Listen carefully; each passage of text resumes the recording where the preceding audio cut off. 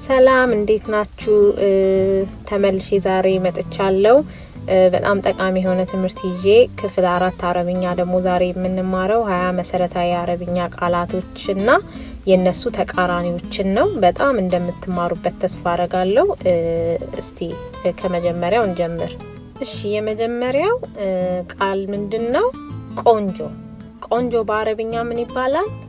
ጀሚል። ጀሚል። የቆንጆ ተቃራኒ ደግሞ ምንድነው? አስጠሊታ። አስጠሊታ ደግሞ በአረብኛ ኸቢህ። ኸቢህ።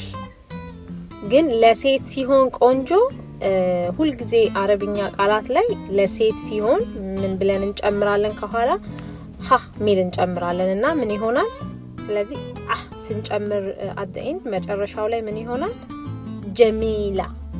ጀሚላ። አስጠሊታ ደግሞ ለሴት ሲሆን ሳኢድ። ለሴት ሲሆን ሳኢዳ። ሳኢዳ። በነገራችን ላይ በብዙ ቃላት አለ ደስተኛ በአረብኛ። ለምሳሌ ፈርሃን፣ መብሱት ብዙ ናቸው። ግን ይሄ ብዙ ሀገሮች የሚጠቀሙበት ግን ሳኢድ ነው። ስለዚህ ሳኢድ ማለት ደስተኛ ነው። ለሴት ሲሆን ሳኢዳ። ሳኢዳ። መከፋት ደግሞ ሀዚን። ሀዚን። ለሴት ሲሆን ሀዚና። ሀይዳ። ለምሳሌ ባህሩ ቅርብ ነው ለማለት ከፈለግን ምን እንላለን? አልባሂር ከሪብ። አልባህር ከሪብ። ሌላ ደግሞ መኪና። መኪና ደግሞ ቅርብ ነው ካልን እዚህ ጋር ፌሚነን ነው የሚሆነው፣ እንደ ሴት ነው የሚሆነውና ምን እንላለን? ሰያራ ከሪባ። ሰያራ ከሪባ። እንደዚህ ያለን መጠቀም እንችላለን ማለት ነው።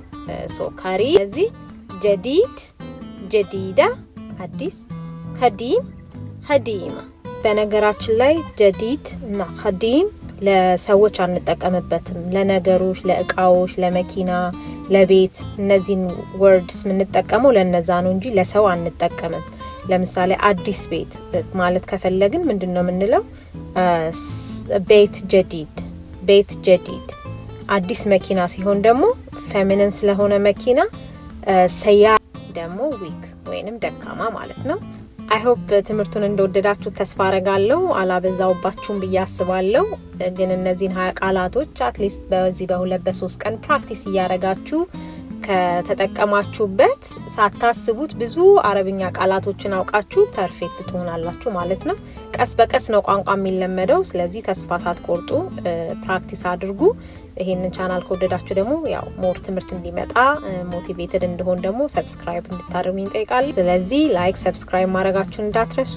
በሚቀጥለው ደግሞ እንደዚሁ ጠቃሚ የሆነ ትምህርት ይዤላችሁ እመጣለሁ። እስከዛው መልካም ሳምንት። ባይ